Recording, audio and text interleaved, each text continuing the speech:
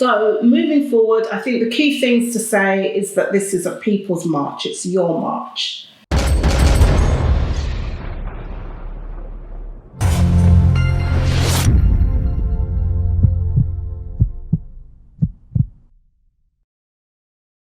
Another one, then probing questions. Yes. But just in relation to the march and reparations activities in the UK, we know that it's not all coming under one banner. Yeah. There are, various different reparations formations in the UK, and at different points there has been, I'd say, greater unity than other times. Yeah. Absolutely. You know what I'm saying? And maybe we have to ask this in relation to the march, because sometimes the fallout from some of this stuff has happened on the march itself.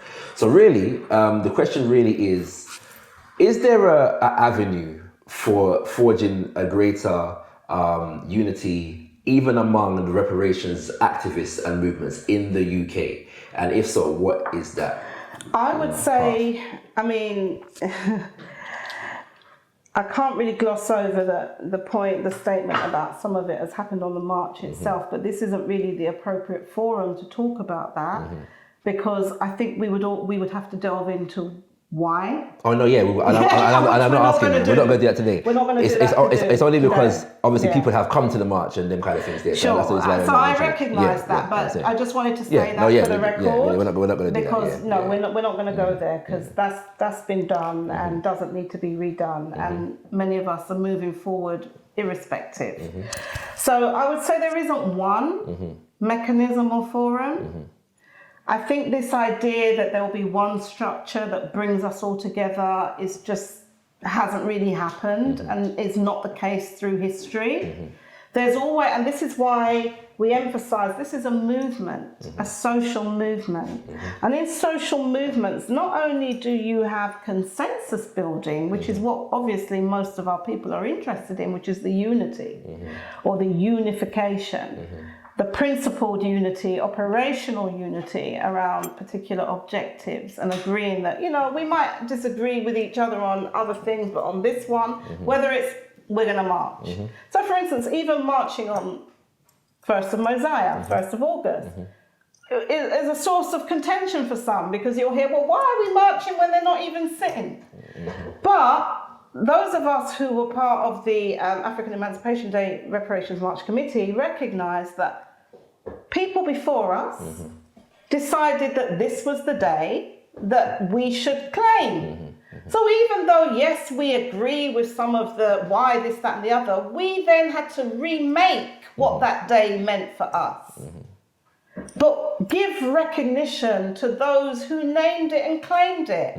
And those who are naming it and claiming it, not just here, but around the world. So when we're marching, we know that we're in solidarity with our family members around the world who are doing something on that day. They don't have to physically be on the march. So it's about recognizing that, yes, this unification is happening, but not through one body. And I don't think there should be one body, because going back to even what a movement is, I've spoken about consensus building, but movements also involve contestations, space, power, leadership, representation. That's what movements are. They involve struggle, not only struggle in terms of the external people you're struggling against, but the internal struggle. A social movement is a type of group action. There's no single consensus definition of what it is, but they are large, sometimes informal groupings of individuals or organizations which focus on specific social, political, cultural issues. In other words, they carry out, resist, or undo social change. And to undo, resist, or carry out social change, it's going to involve friction. Why? Because some people want to preserve the status quo and are happy and just say, well, you've got a few black MPs, or just vote for one of us. Or, well, I represent you. And others will be like, no, that's not good enough. The system's not working for me. We need a different system. So that's why you will always get that struggle. And it is that iron going against iron, which is what we are in our community, that it's what comes out of that that is the beauty of what sustains that movement. Because if we look back, if you look even historically at one that is utilised a lot, the Martin Luther King, Malcolm X dilemma, and the way that these two are presented as like oppositional. But if we look now with a holistic lens, we can see the contributions of both and how both were necessary at that time, and how history, the circumstances of history, made those people, just like it made the Assata Shakurs. And she talks a lot about that, how she was formed in struggle and not wanting to be a warrior, but having to literally become a warrior to defend herself against a war that had been declared on her people. And look at the consequence that our mother is still paying for being a soldier in the Black Liberation Army, and many of those who are still incarcerated for their reparations activism, okay? So this is the thing about what we're trying to do. Now, in terms of the unity in the UK, there are some different structures where this is happening. It's important for me to mention that. I think that the march, whatever people's, and I know there's many critiques of it, don't get me wrong, some of us, I think, are probably the biggest critics of the march, and we're involved in it. It's just that you won't hear necessarily some of those criticisms being spoken about outside of particular organising structures. But some of us are constantly challenging ourselves, challenging each other, even on the committee. Even in allied structures, about what we should be doing better, what we're not doing effectively enough. So, but it is still, I think, a point of unification. I'd agree with that to a degree, especially because I know, for example, wherever, I think it's one event that people, regardless of whatever their organizational or what, you know what I'm saying? They feel they feel to come and support this initiative. Whatever way they can. Whether they just turn up, right. whether they're involved Just what I'm saying? doing something and I feel that's the case. And I feel like, yes, and I've seen that. I think my question is more just in terms of, you know, that kind of support, whether we need to see more of that. Yes, we do. What I'm saying? In other areas. But the march itself, let's be very clear, even on the African Emancipation Day Reparations March Committee, which is a facilitator of a wider organising process that is self-organising. The march blocks themselves are meant to be self-organising and semi-autonomous, and there's activity happening. People are doing their own thing. You know, they might not want to centralise it in that way, but on the day, things fit together. So that is one that we can talk about, but there are other, I think, connected forums where some of this work is happening. So let me just give you an indication. So one I can mention is through the work of the International Decade for People of African Descent Coalition.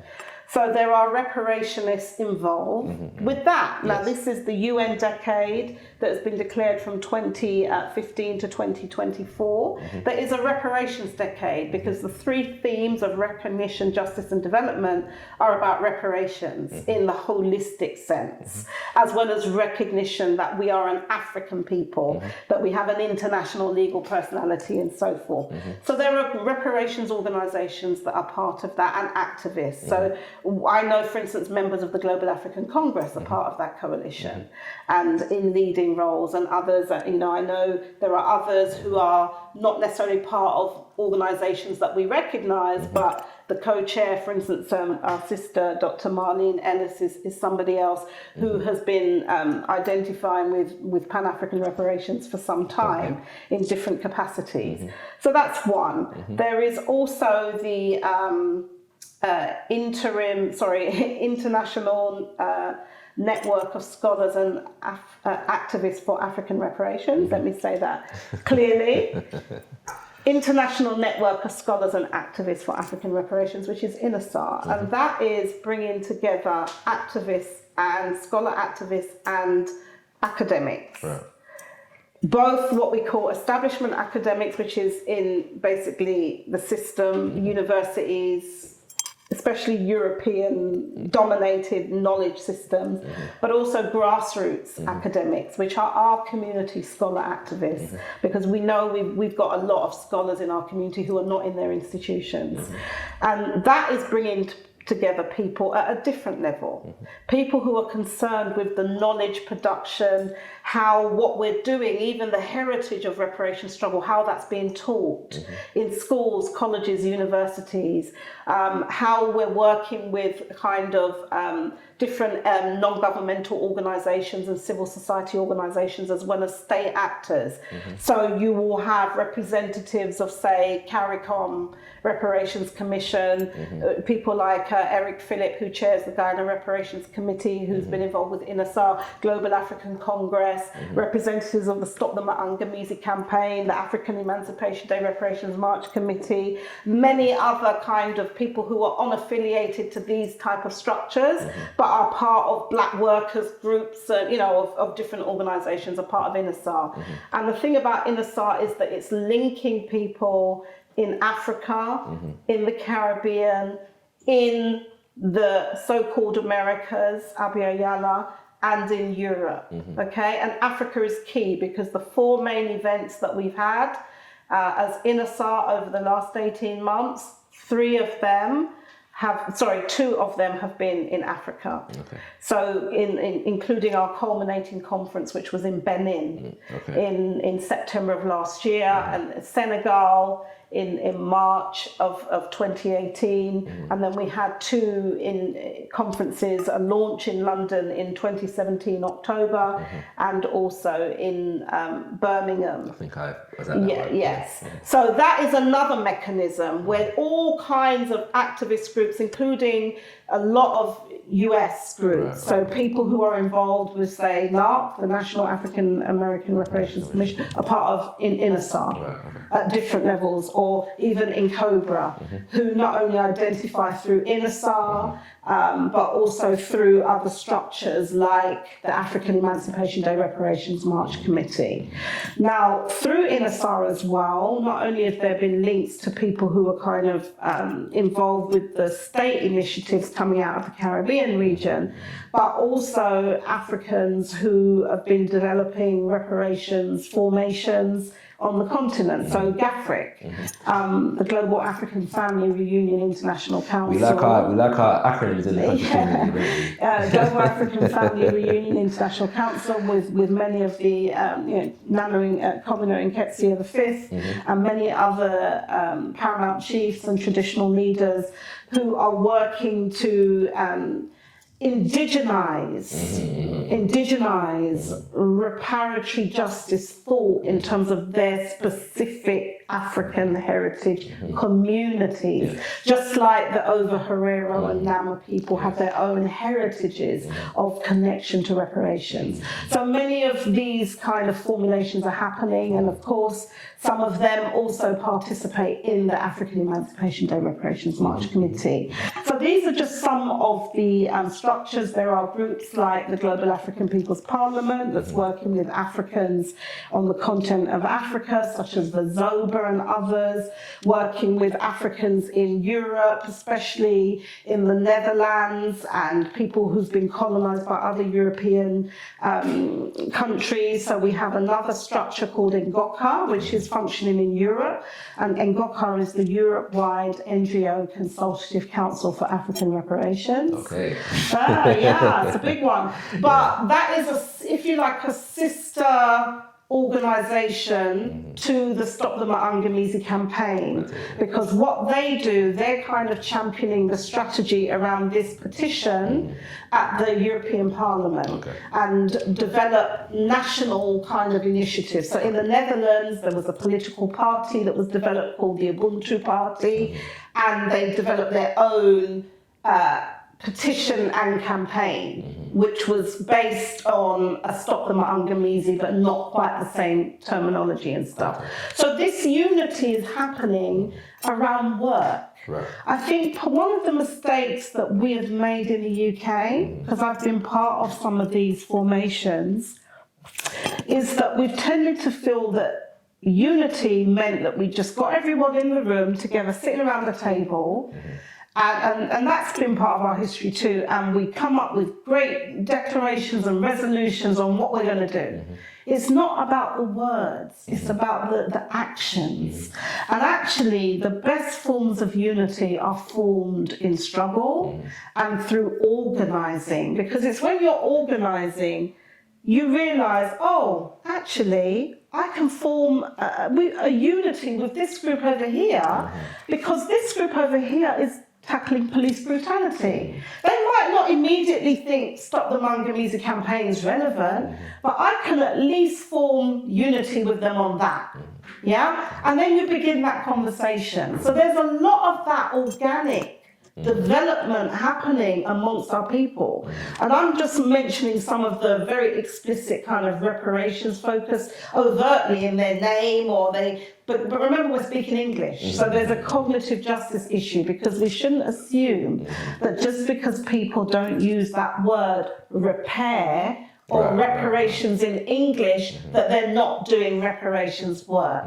A lot of our people are not part of organisations necessarily, but they are organising, they are active, they are mobilising, they are influencing. And these are some of the foot soldiers that I think traditionally many of our autonomous African heritage structures haven't been able to totally reach out to. And I think it does require new thinking, new strategizing around how do we get our people who are the masses and are outside of our diverse organizational formations, how do we begin to influence them? Because as much as we might feel we've been doing good or we've been doing what we can, let's just put it that way with the limitations that we have and the resource challenges, human, material and otherwise, but it's not enough. No one of what our individual organizations have been doing is enough. This is requiring our community big thinking and coming together around what people are already unifying around. And let's be very real, unity takes effort. It takes struggle, it takes the ability to even sometimes fall out with each other, be apart for some years before we can even feel that we can be in the room to talk to each other again. That takes time, it takes energy, it takes from our spirit. So it is also challenging work to do, yeah? But whilst some of us are doing that, the struggle continues. Because guess what? Ultimately, who leads the struggle? It's the people who are feeling it. It's the people who are having to resist and don't even have the luxury to take the time out to sit down and maybe listen to this recording or even read a book or even deeply analyze their condition. And this is who many of us have to catch up with. So that's what I would say. Thank you, sis. Question had to be asked. That question had to be asked. You know what I mean? Because it's the reality that we're dealing with. Absolutely, you know and it's a good question. Yes. But I think how we answer it has to be through our activism. Most definitely. Family, you've got a lot today, you know what I'm saying, and you'll get more in the future. The reparations issue is not one that we can get through in one sitting, no matter how long the interview is. But we just want to finalize by just giving you some time to just wrap up and share anything that needs to be shared pertaining to the march, how people can get involved, and key things that people need to know. Yeah, I think it was the point that I wanted to elaborate on is this, how we're working together. And I think the march is really central here because the march is the biggest street demonstration we have on African reparations globally right now. Not just in terms of the UK or just Europe, and the most consistent because we're now going into the 6th annual march and prayerfully that will continue with our people's involvement and participation and support. And because of this, more and more people are becoming attracted to the march and want to appear, come, want to speak at it, just want to be there, especially internationally. And this is really important because considering that we're such a small amount of people here, less than 3%, they say. But I mean, if you're counting people who are called quote unquote dual heritage or mixed heritage, then we know it's more than that. But considering we're such a small population, we are very, very influential. And that's something we should never lose sight of. Yeah, it's not about numbers. It's about the strength of your argument and your position. And if you can speak to your people's reality and condition around the world. So many of our people from Africa, the continent, the so-called Americas, especially USA, and in particular in the Caribbean, are very, very attracted to the march. So last year, one of our speakers was Brother Stephen Golding, who is part of the National Council for Reparation in Jamaica. And he's also heads up the UNIA ACL chapter in Jamaica, and through continued dialogue with people like Brother Stephen and others, then that connection is happening and that relationship building happens beyond the marches. So this is what people need to know. We don't just turn up on the first. A lot of people who do come, it's because people have been engaged in some way, shape or form through other processes, other organisations that are not even represented on the March Committee, but who are doing work relevant to reparations. And we all kind of put that effort together in this pot that we call the African Emancipation Day Reparations March.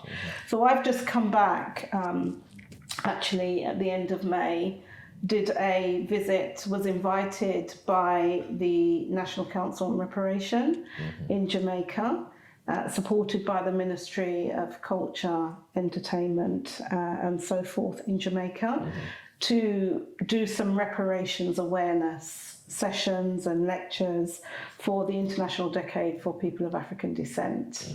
And this involved doing a lecture with the UNIA chapter who hosted me in Kingston, but also being the guest speaker at the annual Tachi Day Foundation. Okay. Yeah, some people will say tacky, but apparently You've been listening to Sister the appropriate, speaking with actually Ghanaians, Akans, it's Tachi. In fact, Tachi Foundation. Yes. So I was really and this is in St. Mary. I was really privileged to speak there at this foundation, because this was an example in terms of what's called Tachi's Rebellion, of reparation struggle, of somebody who quote unquote could be classified as a Jamaican, but we know was an African. Yes? Born on the continent. Born on the continent. So this notion of who we really are, do we really know who we are? And who we are, you have to keep digging back to find out who we were. And let's claim all of who we were, not just because some of us have been here 20, 30, 40 years. Suddenly now that means that we're British. Okay? So through those connections, we're seeing many other kind of good things come out of that. And that's just showing the beauty of how people are coming together. And that involves also now, we've even begun to attract the interest of state actors, particularly in the Caribbean, who have provided solidarity statements for the march and who have expressed an interest in coming and speaking at the march because they want to talk about some of the work that they are doing as state actors, because they also have a focus in terms of tackling Europe and in particular the British government and so forth in terms of reparations. So this unification is not always happening because one formalized structure has an understanding or an agreement with another. It's because different people working within and across and between different organizations are relating to each other. And ultimately, it's not about what organization people are part of. It is, can we relate to one another? Can we see that we are family? Yeah, that we are brothers, sisters, cousins, extended family, and that we are making family, we are building community. Okay, and we know even in our own personal families, don't we have differences? Don't we fall out with people? But That's that saying, blood is thicker than water. And no matter what, sometimes that's all you've got and that's what you have to come back to. And it's the same with reparations.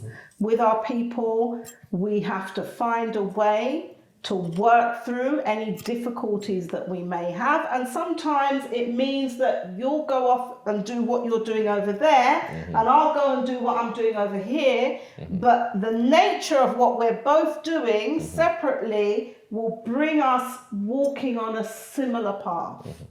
Doesn't have to be the same path, but it's a similar one. And there are people in between who gravitate to this or that are the ones that begin to merge and blend because they're much more fluid. And that's what we're seeing. So moving forward, I think the key things to say is that this is a people's march. It's your march. We as co-organisers in terms of the African Emancipation Day Reparations March Committee are facilitating a process which is a people's process, and people have been organising, we know, in their own way. And what we're really asking and inviting you to do is come out on the 1st of MOSIAH, and which some people refer to as August, and come and showcase what you're doing. Come with your colour, your splendour, your banners, your placards. And it's important that we know that eyes from all around the world are on us. And that's why our messaging is really, really key. Our framing of the issues around the repair. And at this time, we're also really becoming concerned with what's happening in terms of the ecological and environmental emergency, climate emergency, because when these big hurricanes and floods happen and they, totally dispossess many of our people. And we know that we don't necessarily have all the infrastructure that is required to support them in our countries, because our countries have been, raped and pillaged, and the extraction is still happening. So that is what we're trying to draw attention to on one level, but on the other level and closer to home, that I think many of us can relate to, is what's happening with our young people, what's happening with our children, and the need for us to also stand up as the village. And there's that African proverb about when we fail to build the village and protect the children of the village, they'll burn it down to just feel the warmth. I'm kind of paraphrasing a bit, but that's what's happening. We're getting an internal implosion because our youth, who we have created, are seeing that we're not pulling together in the way that we should in terms of sustainability for them. And they are trying to make their own family and community in the best way that they know how, which is what street organizations are. Some people call them gangs, but street organizations, they are developing that. And so we need to find a way to, again, relate to each other and build that unity amongst us through just trying to relate and recognizing that the challenges that other members of our community, including our younger members, may face might be slightly different. The way in which they, the language that they use, the terminology, the way they even see and define and describe their experience. But we have to be the bridge builders. And the march is important for that reason. And one of the things that I've heard, especially from some people who've come on the march, is that, yes, even marching, I should say, through the streets of London, where we've got this postcode lottery thing going on. Yeah, I just find it so difficult to really, because I'm thinking, hang on a minute, we're here in this island and we're losing this whole continent, but we're killing each other literally over postcodes in these little concrete jungles that they want to relegate us to. Anyhow, when we march, it's like our young people are seeing community and the power of us, because what other opportunity do you get? You see so many of us on the street, not for carnival, no disrespect to that, but this has got, carnival is political, but most people who are going there are not necessarily seeing it in that way. in the way in terms of how it's organised, but this one is, as a march, it's got very hard-hitting messages, and we're sending a strong message around the world that we're here, that we exist, that we are rebelling against the attempts to make us extinct, because there are extinct Africans that are walking around, extinct Africans, and many of us are being terrorized into becoming extinct, and that is why we're seeing once again so much wanting to identify visually and aesthetically in so many different ways with people who don't look like us. That is an indication of that terror and that menticide, that assault on our mind that makes us feel that in order to succeed and get ahead in this society, we have to conform to the dictates of what other people think we should be, how we should speak, how we should dress, how we should look. And we have to rebel against that. And we have to do it in an organised way and support our young people who are rebelling in their own way, but let us support them to actually be rebels for our people's sacred, illustrious, noble cause in terms of this struggle to repair, restore, renew, and transform ourselves. So that being said, come out. We don't just want you to be spectators. Bring people with you, bring family members with you, bring your children with you. It's a day that it's really beautiful to see all kinds of age groups, all generations, all differently abled people. I mean, elders who got their walking stick, wheelchair, but they are refused. No, I'm coming on this march. I want to be here. I'll share this with you. My son was six weeks old last year when we brought him on the march. I think that was his first outing. You see? His first outing was like that march. Well, you know, and in time going forward, you will be able to say you were on that march from whatever, 6 months? 6 weeks. 6 weeks, my goodness. 6 weeks, that's fantastic. And so that is the thing. Yes. Because this is very historic what we're doing. We're making history. And a lot of the time when history is being made, it seems so ordinary, it seems so everyday. But the march is historic. And in times to come, when the researchers, including many of our own researchers from in our communities, are looking through the archives and they're seeing the pictures, and they'll be looking and they'll be saying, where were you on the march? That's the question. Where are you going to be on this march? Don't let history leave you behind. This is a day. No matter whether you agree with everything, you don't have to. We don't have to 100% agree with each other to support each other and to be with each other. There's got to be somebody on the march that you agree with or you can relate with, or you like their strategies, you like what they're involved in the community. If they're coming, bring them along or come along with them. Bring your children, your work colleagues, whatever, people from your spiritual group, your religious group. But we also need stewardship on the day. This is an organised march. We are encouraging our people to see it as a day of African national service, our people's national service. Because when I was much younger, they had things like, because I'm older than you, obviously. But I'm sure they can't tell us. Well, you know, just in case. Indeed, just in case people were not clear, I just thought I'd highlight it. But when I was younger, and I know they still exist, but they had these girl guides and boy guides and what have you, but they were not for us. This march is ours. Yeah? Don't worry about who may or may not come there, the few people who may not be from our community. Don't let that distract you. The 99% of the people are our people.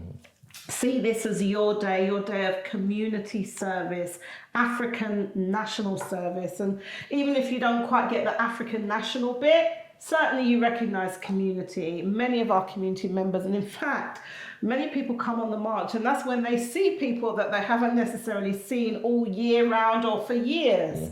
And you don't even realise these people have flown in from all over the place, and they happen to be there on the march. So we do require volunteers. We're all volunteers. We're all community actioneers, as some of us prefer to say. Stewards in particular, because even though there is some police support, we obviously want to ensure that as much of that is done by our own people to minimise it, because it's a day of, it's a personal day, and it goes back to the discussion we were having about allies. People do take it as sacred. We're dealing with, we're invoking ancestors and ancestral energies spiritually, so these energies are there, okay? But also let's remember that some of the allies, they've got their descendants, and some of their descendants are being drawn, historically, spiritually, to some of these causes too. Let's also recognise that. So we're asking for people to steward, volunteer to steward. If you have an SIA security badge, if you're a first aider, if you have any other skill. I mean, last year, I think it was, or the year before, we had people who were healers who offered to provide some of their healing therapies as part of the services on the day that they could, offer to our community. So this is what we're getting back to. We want, the march is kind of like the village in demonstration, and in that village is made up of so many different ones amongst us, and so many different skills, qualities and attributes. So we're saying, please, whatever your skills are, if you're a videographer, if you're a camera person, if you're an artist, find a way. I mean, we've had beautiful artwork that is, we have an artist block as well, and it's important, I think, for me to share information about the block so that you all know. We have the Mokele Nkonso Ancestors block, so we encourage people to come and represent ancestors through dress, through placards, through visual imagery, through quotations, saying, even in terms of the programming for the day, we have these rallies at Winra Square and also at Parliament Square. We have the Pamoja, which is our family community block. We have the Ujamaa, which is the Global African Family Block, people outside of Europe, for instance, and their struggles. The Fiancra Repatriation Block. Haven't said a lot about repatriation, but repatriation is key for many of our people. We also talk about rematriation, which is the physical. It's before we have the physical return, we have to have the spiritual and cultural return and renewal and restoration of a living culture, and that is an important aspect because actually some of the most earliest forms of repair were about, we want to go home. In fact, the Back to Africa movements were all about that. And the whole African nationalism and so-called black nationalism was recognizing that part of the repair had to be restore our citizenship, restore our birthright, okay? So, and that's obviously a lot of Rasta promote repatriation and rematriation, but also other people who are not. The Imani interfaith bloc, because whilst religion has been used as a tool to divide us, in all of our resistance struggles, we know that our spirituality was central.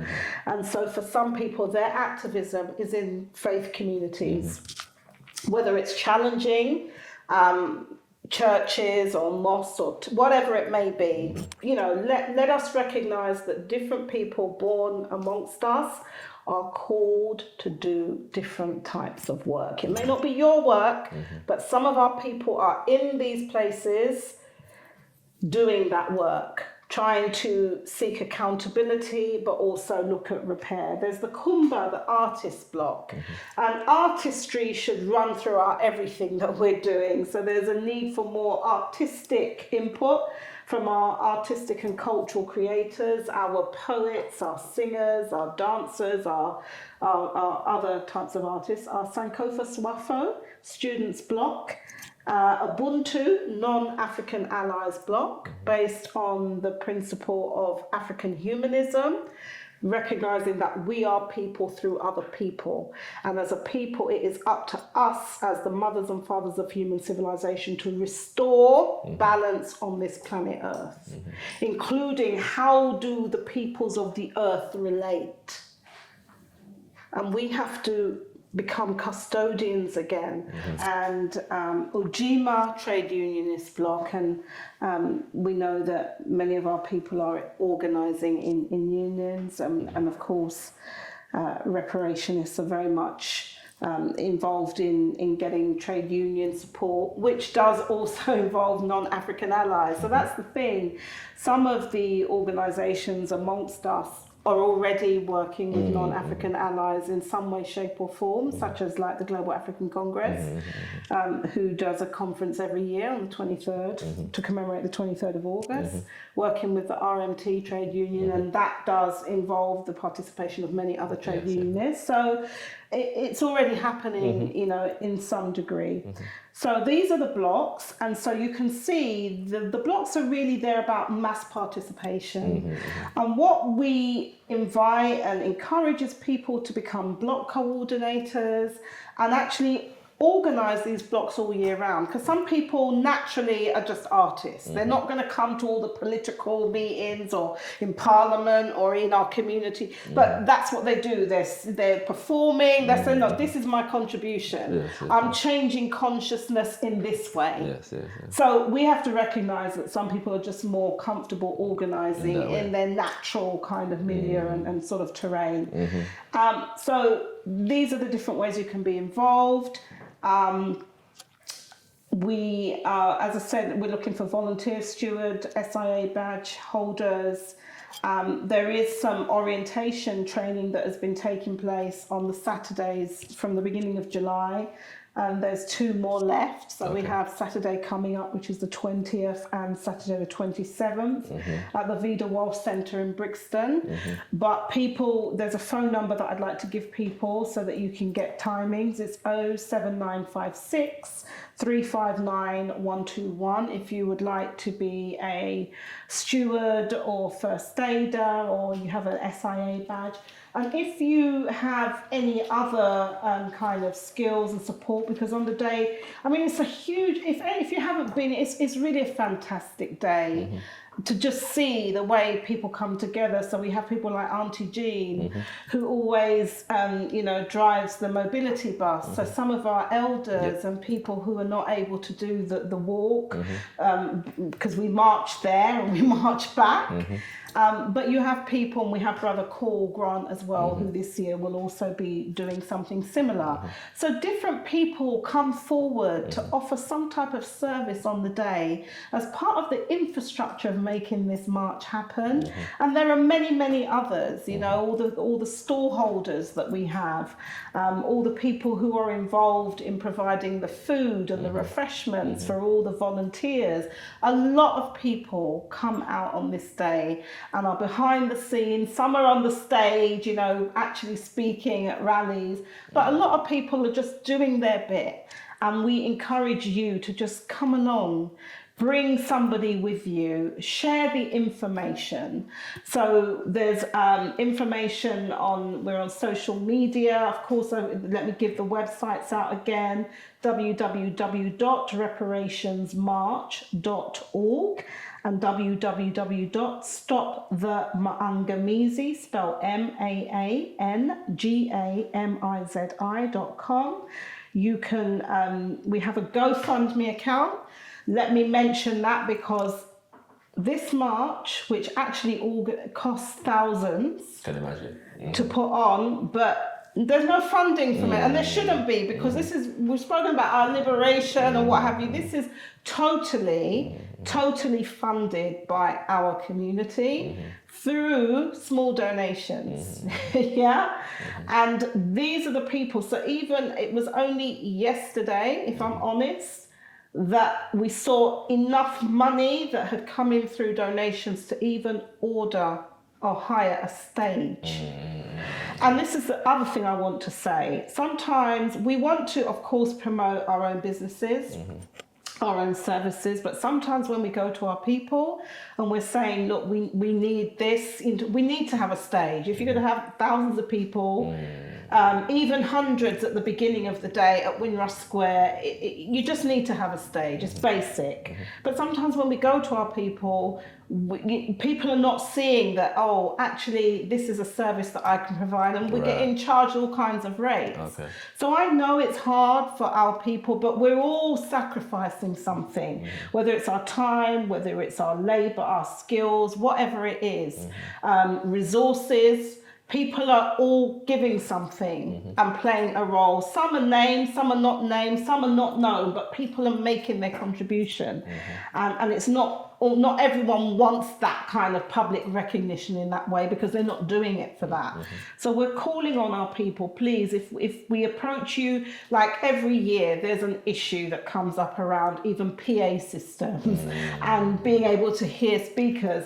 And we get critiques about it all the time, but people, it's good to critique, but you know, when you're critiquing, you know what will be even better? If you can see that there's a problem or something that can be done better, can you offer to assist? Can you do that? Can we do that? Yeah, so if sometimes things are not happening because we don't have everybody volunteering, because we're all volunteers, with the expertise that is required. So what we're saying is, see this as a day of community service, because remember, the repair, this is your struggle. This is not about a few of us going and doing all the work and then some people sitting back and say, let's see how far they get. No, you have to be in it if we're going to win it. Yeah, you have to be in it if we're going to win it. And actually, we can't really do this. This march only happens because our people make it happen.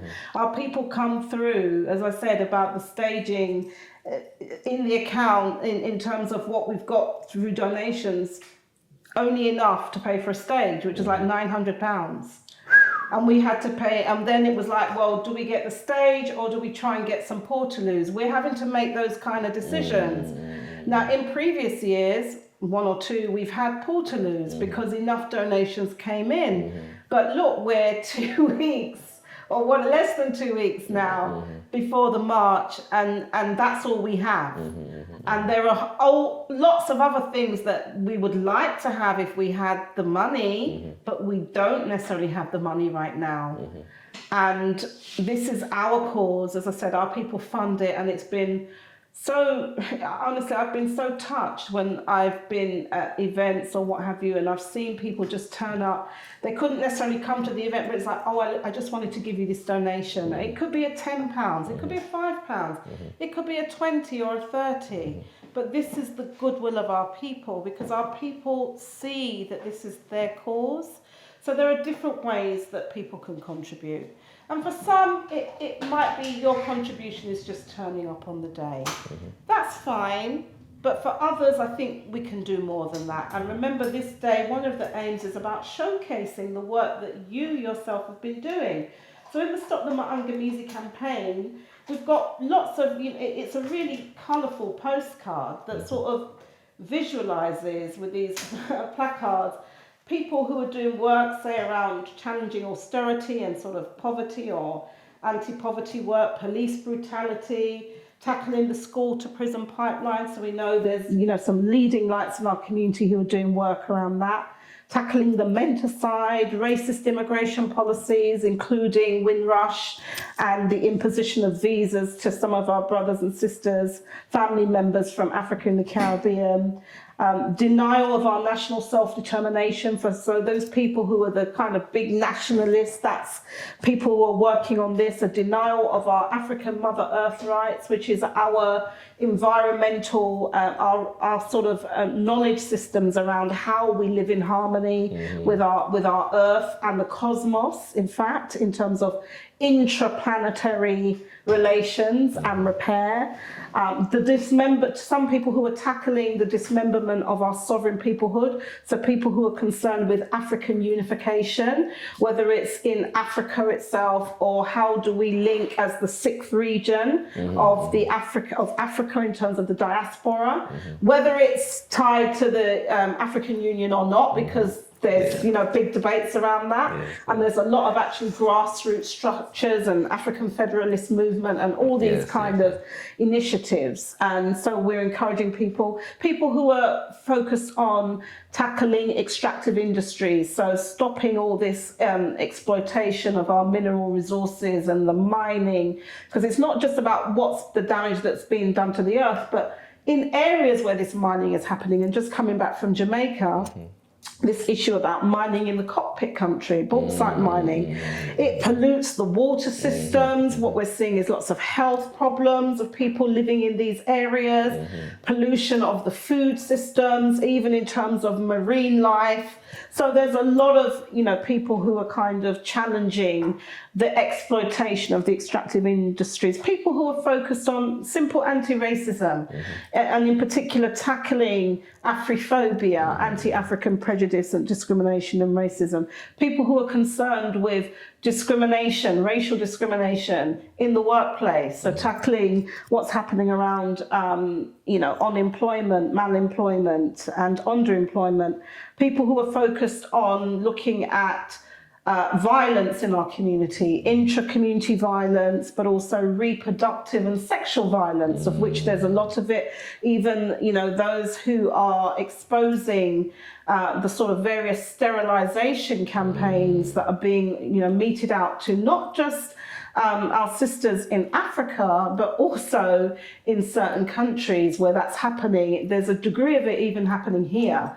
When you talk to young women of African heritage and they talk about their experiences of being offered long-term contraception and so forth, that is another form of it, because some of these technologies that they're utilizing, we don't know yet the implications for people's long-term fertility. It's also happening to a lot of our people in the so-called Americas. People who are focusing on sort of the question of the indebtedness of African and Caribbean nations and challenging that narrative. So sort of calling for debt repudiation and really tackling debt bondage that our countries are still in.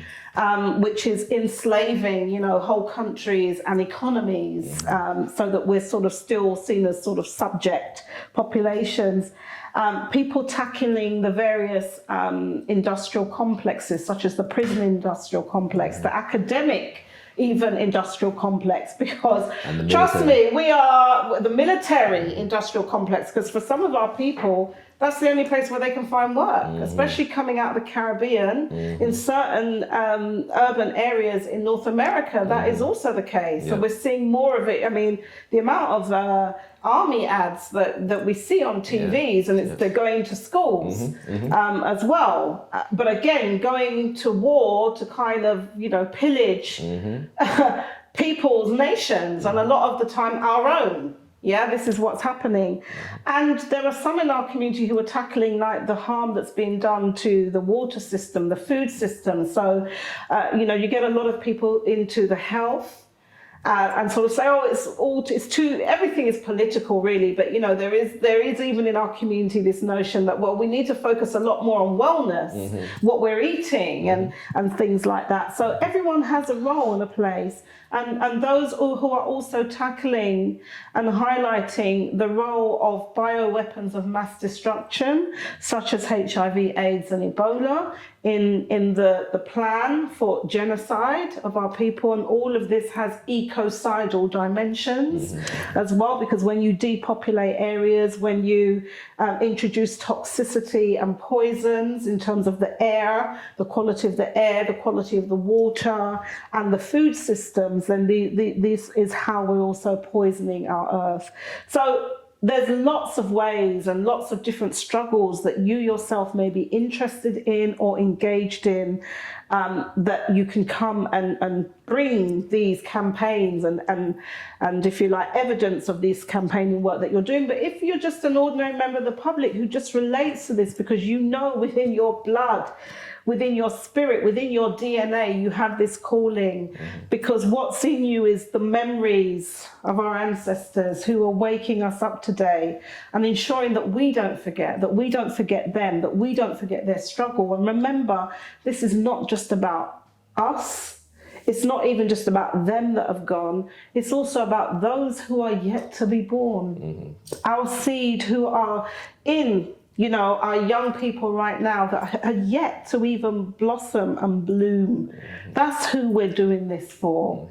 Because each and every one of us benefited from the labor and the activism and the struggles of people that went before us.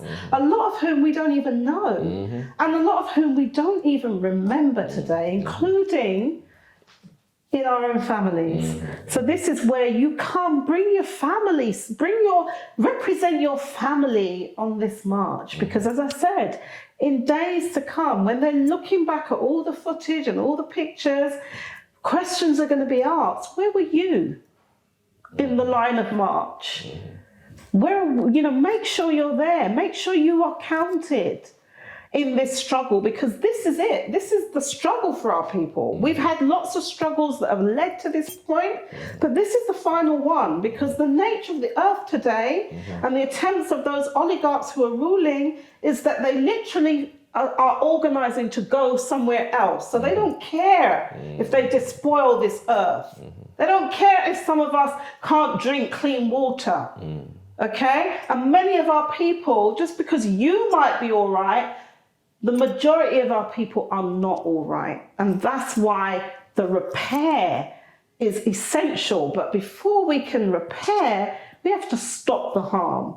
And part of us being able to do that is to be together and to see who's doing what, to see the resources that we have, because a lot of the time we feel that we don't have power, we don't have this, we don't have that. It's because we don't know each other. We don't even know that round in the next road you live there and you're doing this. We don't even know that, because our community is atomized and there are structural attempts to decimate us as a community so that we're not even able to make those links. And the march is about linking, not just as people here in the UK, but this is about our global peoplehood, our global African family, by whatever self-definition people come with, in terms of where they're born.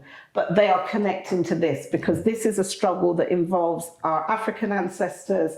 It involves us who are living today. And as I said, it involves our posterity, those who are yet to come, and those who are going to inherit whatever earth is left. And let us not loot the freedom account of our young. Okay, it's not fair that our children and our children's children should have to fight battles that we have already fought and won, but no freedom is secured for all time. So we can't say, well, we did it in Haiti.